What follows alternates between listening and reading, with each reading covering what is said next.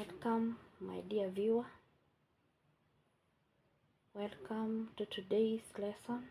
It's about volumetric analysis, and in front of you we have the table where we have the burette readings, the trial, the first, the second, and the third titer, the final readings in issue, and the volume of solution B used. And before we go on, take time and copy the table. And next, I read for you the question. A solution A was made up by dissolving 2.65 grams of a metal carbonate, and the metal carbonate has the formula X2CO3 in water, and diluting the solution to 250 centimeters cubed.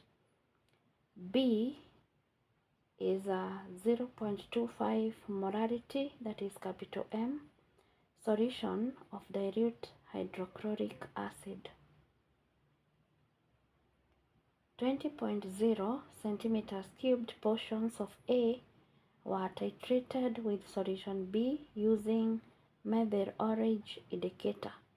And then there is the table provided. The titration experiment is already done, and those are the readings. Those are the values that were filled in the table. So in the process, we are going to do some few calculations, and the major objective of this question is to calculate R.F.M., that is the relative formula mass of this metal carbonate, because as I have just read, the metal carbonate has just been given the formula of X2CO3, and X is an unknown element, and that is what we'll be finding out as we move on. So first of all, we will calculate the R.F.M., that is the relative formula mass, and then from the relative formula mass we shall get the R.A.M. of element X, that is the relative atomic mass of element X. And just in case you're not aware, in my previous video I gave the whole question, so take time, go back there, copy the question, and so that it can be very easy for you to follow on as I explain. So to begin with, we are supposed to interpret the question. Interpreting the question is actually the major step that will guide you in the tackling of the question. So let me read again as I assist you in the interpretation of the question. So the question reads, a solution A. So we have a solution A. We have solution A,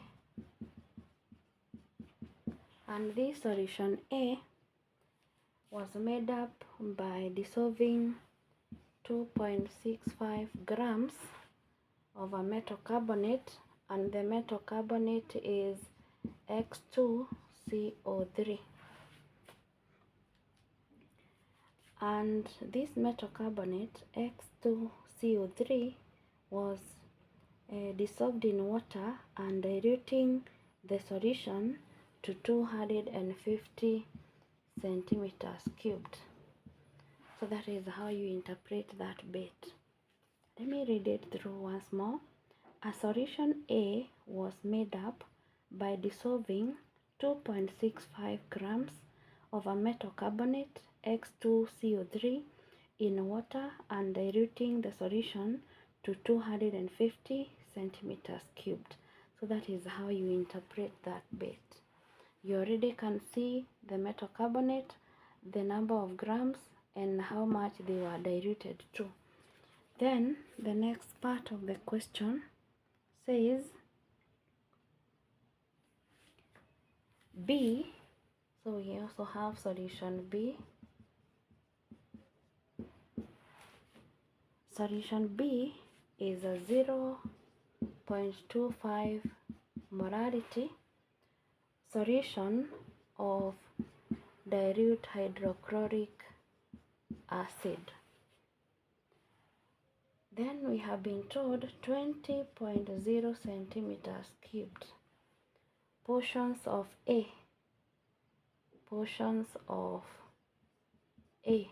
So this is the A here. So we have been given 20.0 centimeters cubed because this is the A. So we write it where A is.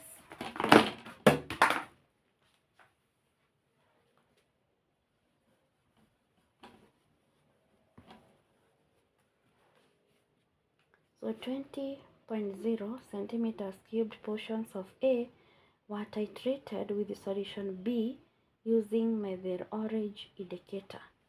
So this 20.0 centimeters cubed, that is the volume of the pipette that was used. We have different types of pipettes. The one that is mostly used nowadays is the one that has 25 centimeters cubed, but we can also have the one of 20 centimeters cubed. So then we have the table, and from the table we shall get the average volume of solution B. So the first question reads, A, we are supposed to calculate the average volume of B used.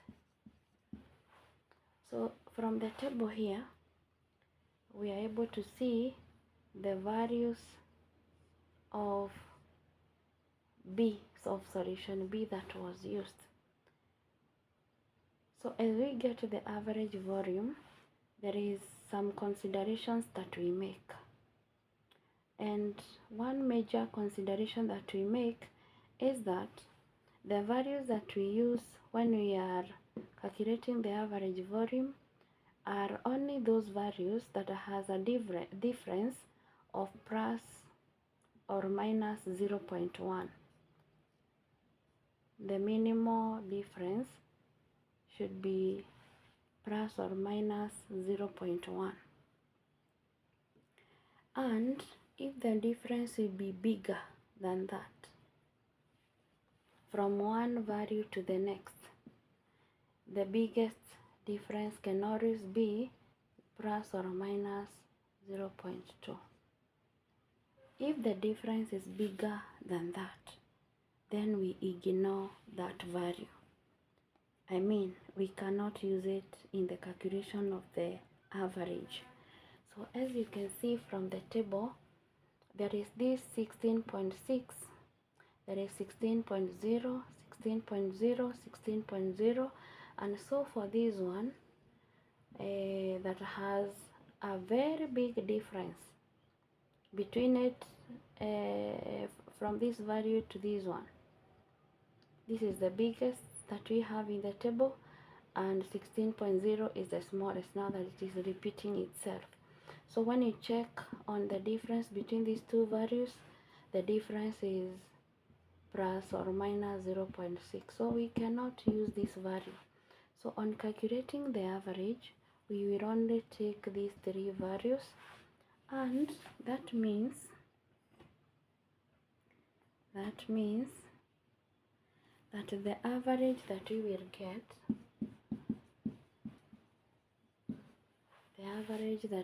get, for this case will be 16.0 plus 16.0 plus 16.0 all over 3. And once we get that,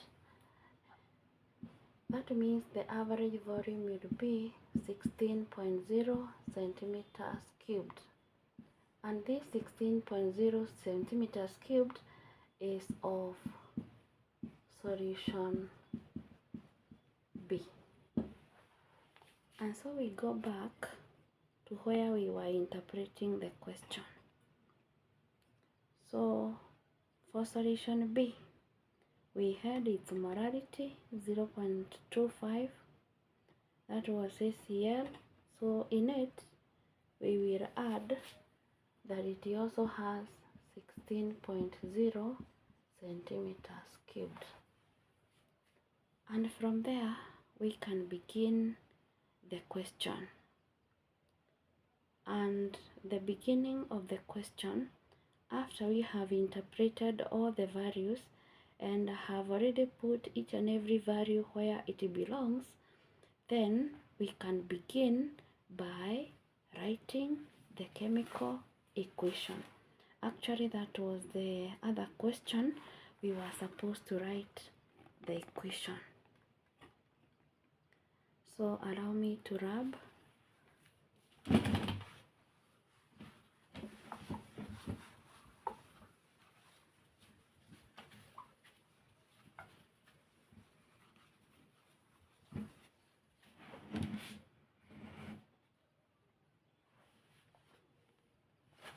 So we can write the equation.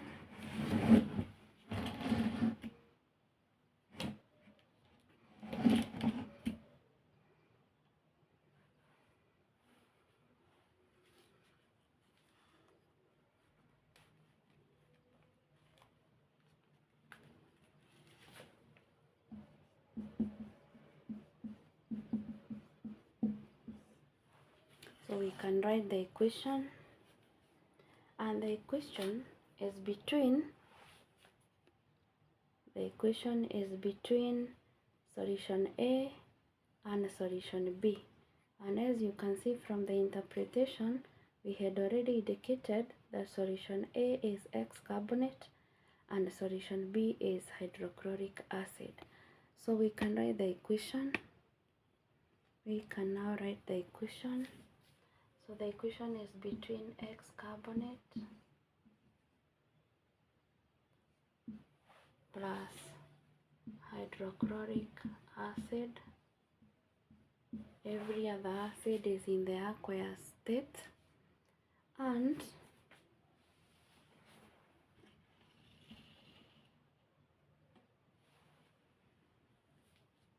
once you react a carbonate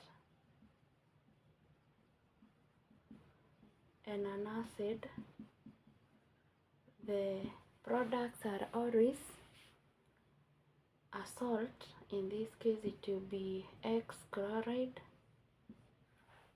and as we write the formula of X chloride, we should take care of the valency. And from this one,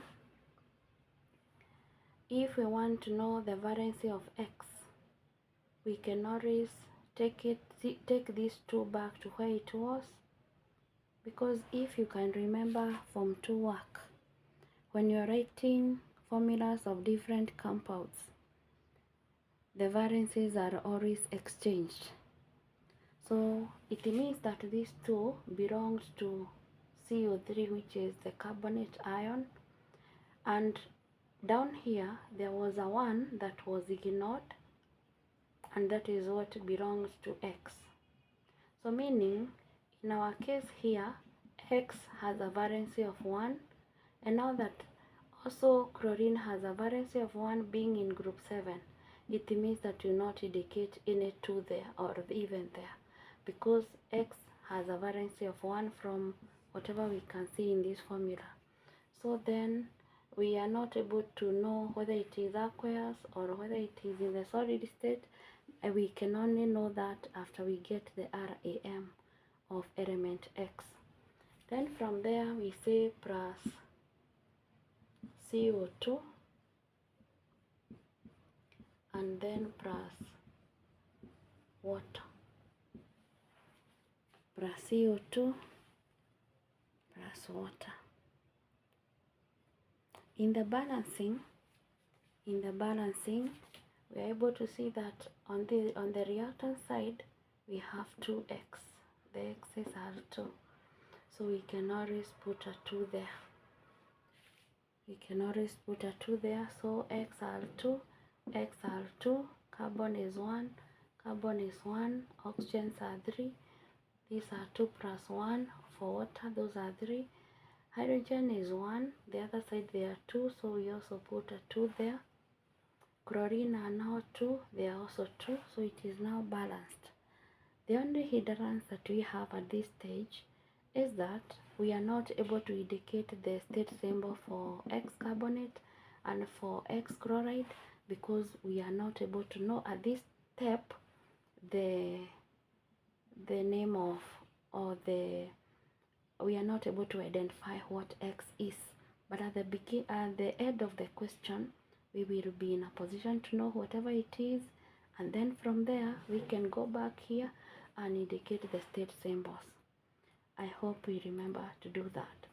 So back here where we interpreted the question with all this information, we can then indicate each one of them where it belongs. So X carbonate was our solution A,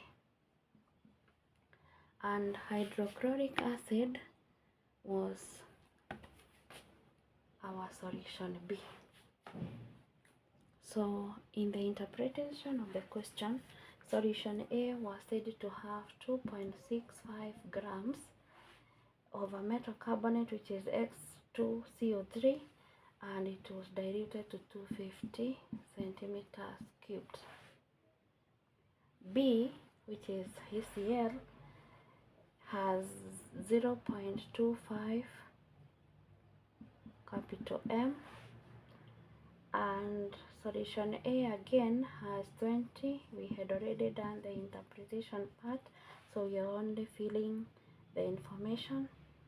And from the average that we have just done, HCl, which is our solution B, has 16.0 centimeters cubed. So we can now begin the question.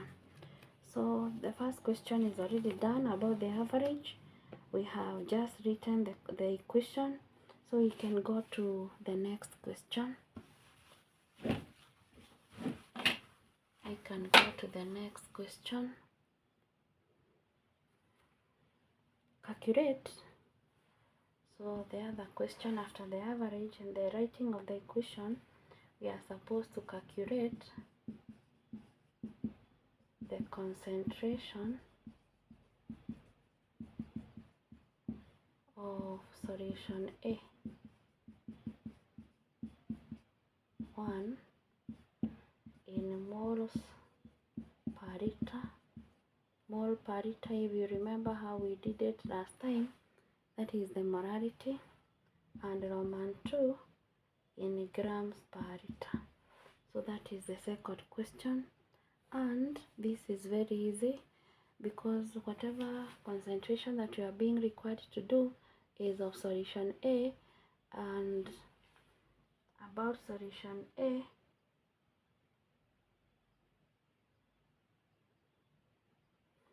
and before we go to solution A, we have to use solution B because it is the one that we know everything about. I mean, solution A is X carbonate, and X is an unknown element. We are not yet to know whatever it is, so we cannot use the information about A. We can always start from B, then from there whatever we get about B, it will take us to A. So how do we go about it? From whatever we have been given about B, which is HCl, we already have the molarity. We already have the molarity of HCl, 0.25 capital M, and we already have 16.0 centimeters cubed. So from those two, we are able to do a lot. So what are we able to do about this? From just this 0.25 capital M, we are able to interpret it as this. Capital M, which means molarity. The simplest meaning of it is that molarity, capital M, the number of moles in a liter, and a liter has 1000 centimeters cubed. So from just this one, we're able to know that these are 0.25 moles in a liter, which is 1000 centimeters cubed. So we will say 0.25 moles are in 1000 centimeters cubed, because that is what a liter has. After that, we will then ask ourselves, what about the number of moles in this volume, which is 16.0? And to avoid confusion, we can always avoid the 0.0. If it was a 0.5, we could go on with it. But now a 0.0, we can still omit it, because whether it is there or not, that one is just a whole number. So we ask ourselves, how many moles then are in 16 centimeters cubed? How many moles are in 16 centimeters cubed? So we cross multiply, then we say 0.25 times 16 all over 1000. 0.25 times 16 all over 1000, and the answer that we get is 0.004 mole of who? Of B, which is hydrochloric acid. Of B, which is hydrochloric acid. So that means that we can now comfortably write 0.004 up here where hydrochloric acid is. We can comfortably indicate that it has 0.004 mole. That is the HCl, which is our solution B. From there,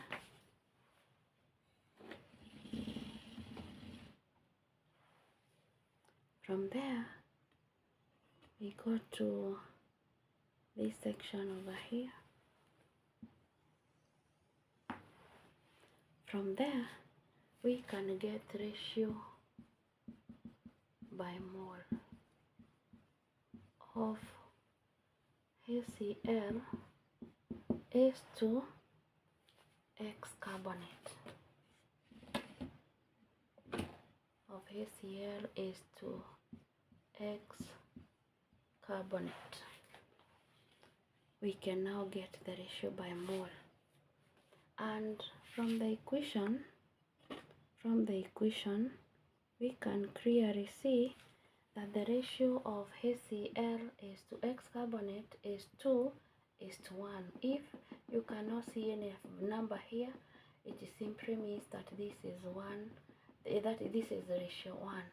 So if the ratio of HCl is 2:1, the ratio of HCl to the X carbonate is 2:1. So meaning that this is ratio 2 and this is ratio 1.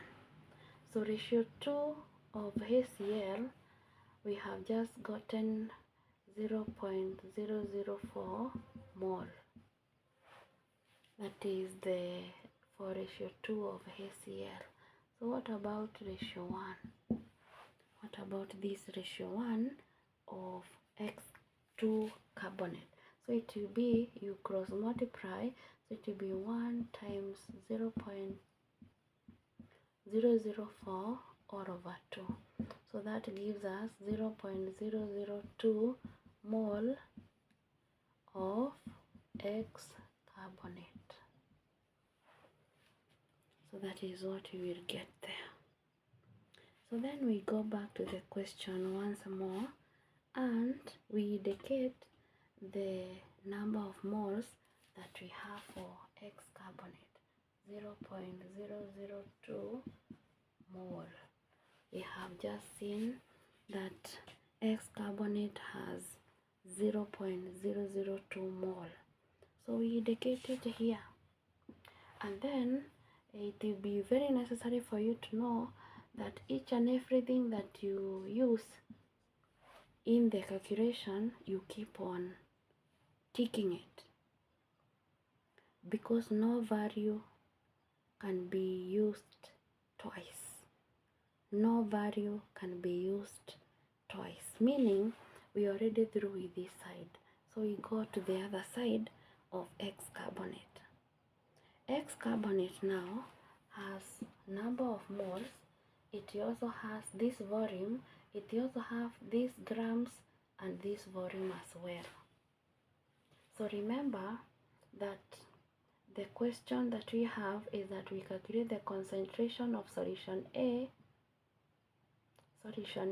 which is X carbonate, in moles per liter. We are not yet there. We are not yet there. We have just gotten the moles. We have this volume, and using these two, we are able now to get the moles per liter, which is molarity. So how can we use it?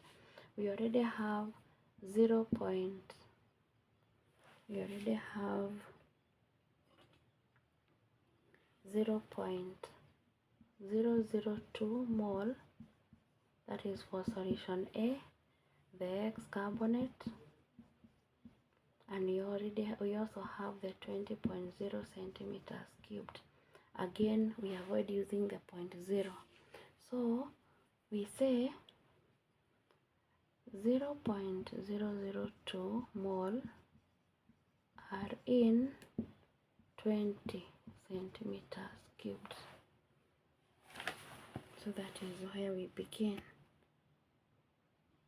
Once we do that, remember whatever we want to calculate is the moles per liter.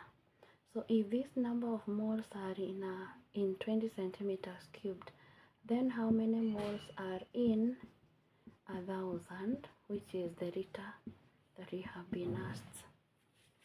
So then we cross multiply 0.002 times 1,000 or over 20. Then what do we get? I hope you are still following on. So from there we get 0.1 capital M, all 0.1 mole per liter, all 0.1 mole per liter. So we get 0.1 molarity or 0.1 mole per liter. Once we get that,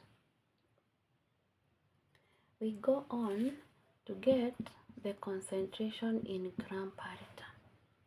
How will we get this one? In our question, we are able to see that there is still some value that you have not used. This one you have used, this one you have already used it, so we are remaining with this one now. So, and it is the one that will take us to the gram per liter.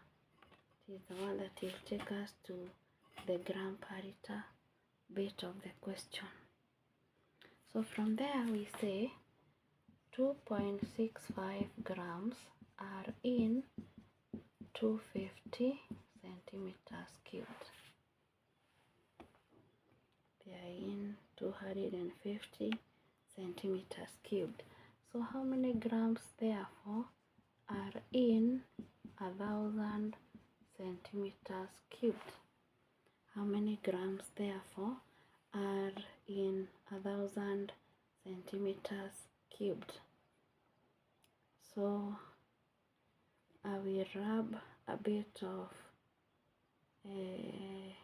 the information to create more space.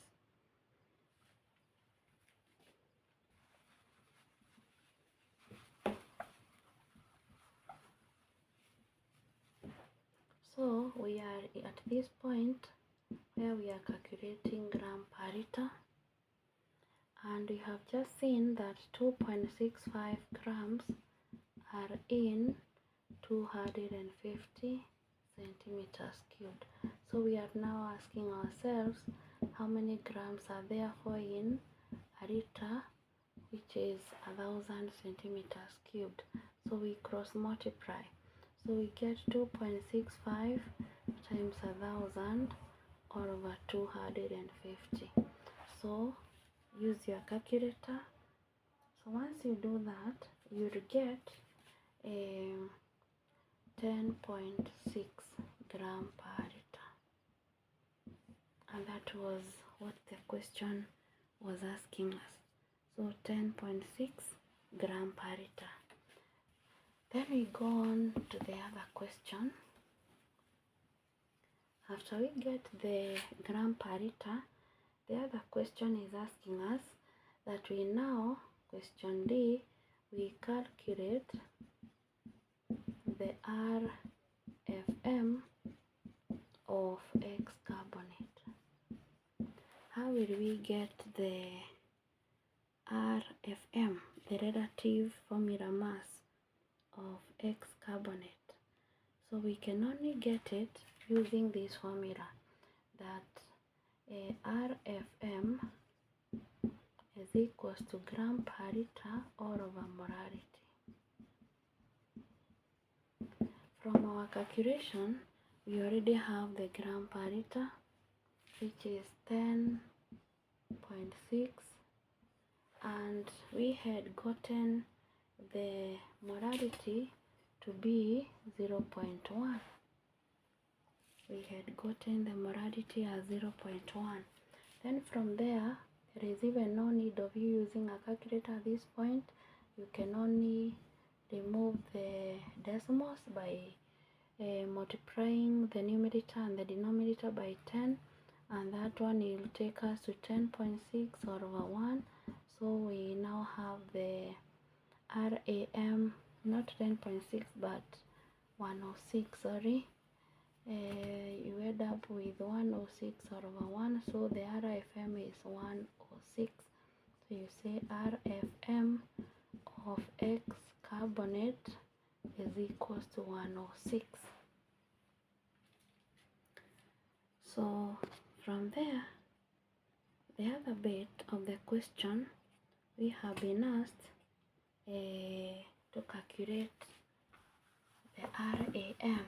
so that we are able to know what X is from the question.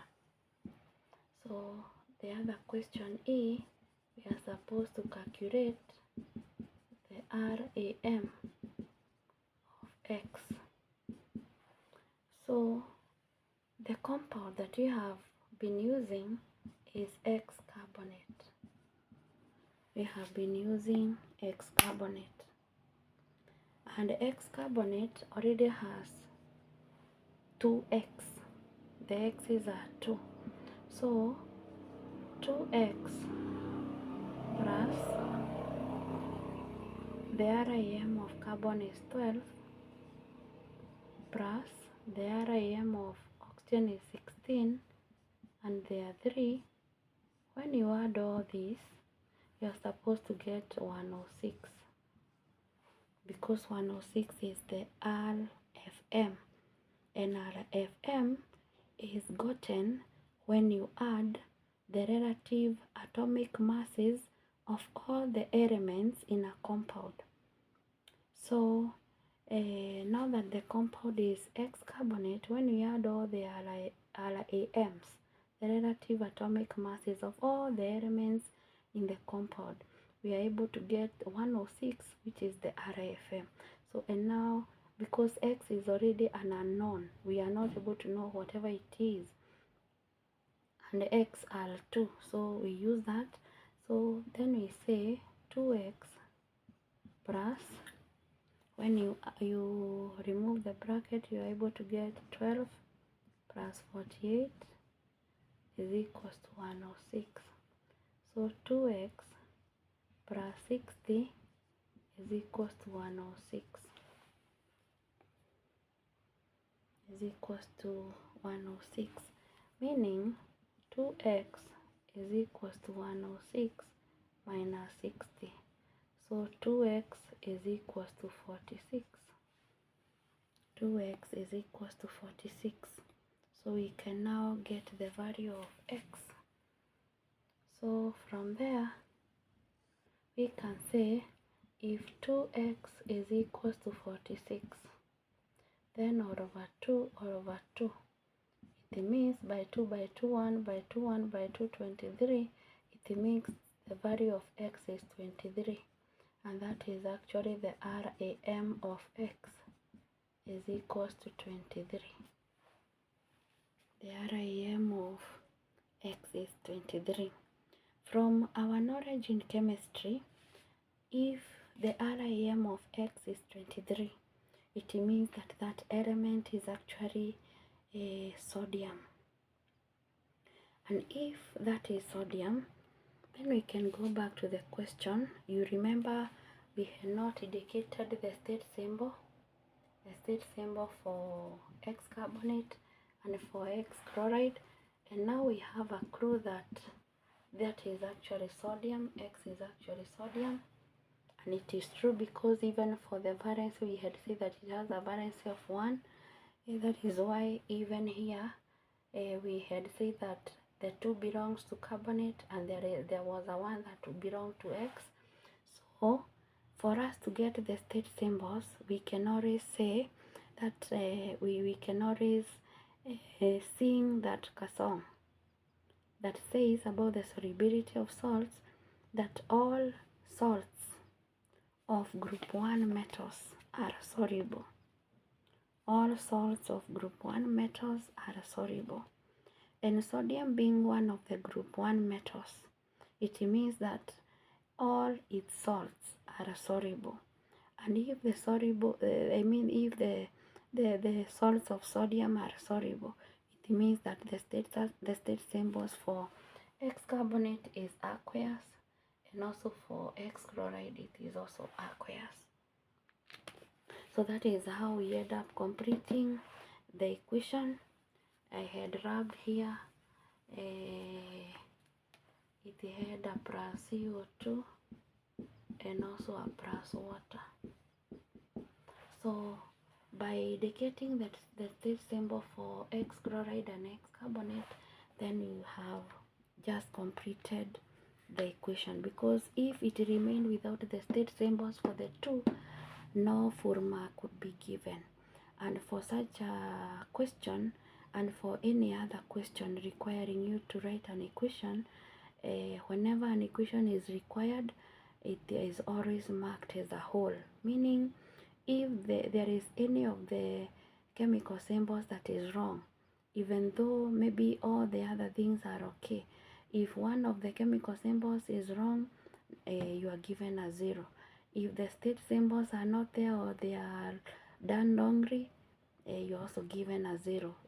If it is not balanced, you're also given a 0. So for an equation to be correct, like the one that you have here, then it must, 1, have the correct chemical symbols. It should also have one, I have just said it should have the correct chemical symbols. Number 2, it should be balanced. Number 3, it should have the correct state symbols.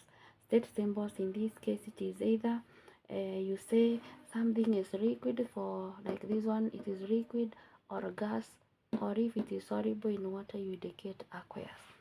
If anything was not soluble, then we could give the small s state symbol. But for our equation, there was no such a substance that was not soluble.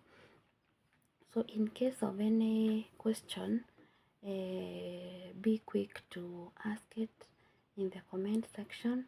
I hope I have not been very fast, but just in case there is anything that you have not understood, you can go back to the video, and in case you still cannot understand anything, write it in the comment section.